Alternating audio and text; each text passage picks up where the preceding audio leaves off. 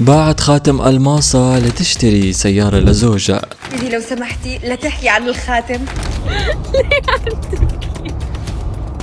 من أين لك هذا؟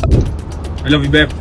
صار الورع تفاجأ غيث مروان بعيد ميلاده بسيارة بورش 911. سيارة كان دايما يحكي عنها حلمه، وسيارة سعرها يقارب $500,000. الفرحة كانت حقيقية، دموع غيث كانت صادقة، بس الأسئلة بلشت فورا: كيف ومن وين؟ وسارة أصلا من وين جابت هالمبلغ؟ في ناس قالت أكيد المصاري مصاري غيث والموضوع كله تمثيل ومتفقين عليه، وفي ناس راحوا أبعد من هيك وقالوا أنه سارة باعت خاتمها الألماس بس لحتى تغطي سعر السيارة. الحكي كتر والقصص زادت لحد ما قرروا يطلعوا ويردوا بسؤال مباشر بمقابلة مع اي بالعربي. نسأله بصراحة من وين المصاري، وهل المفاجأة كانت حقيقية؟ الجواب كان أوضح من أي إشاعة. غيث أكد أنه ما كان يعرف شيء أبدا وأنه تفاجأ فعليا، وسارة حسمت الجدل وقالت هي بتعرف كيف تستثمر فلوسها، وين تحطها وكيف تضاعفها. ما ورثت وما باعت شيء ولا كان تمثيل، بس شغل استثمار، وقرار أن تفرح شريك حياتها بشي كان حلمه من سنين.